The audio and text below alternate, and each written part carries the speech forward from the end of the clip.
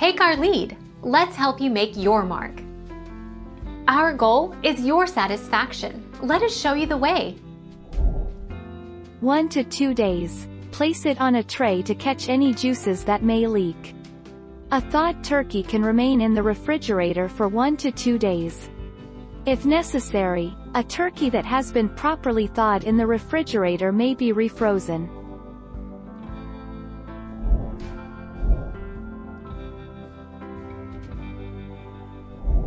Take our lead. Let's help you make your mark.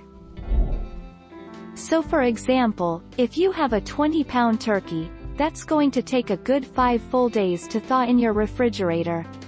So, take your turkey out of the freezer, put it in the refrigerator and let it begin to thaw. The standard refrigerator thaw method will take 1 day for every 4 pounds.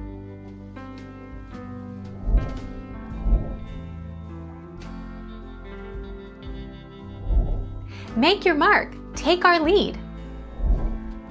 2 hours. Question: how long can cooked turkey sit out before it becomes unsafe to eat?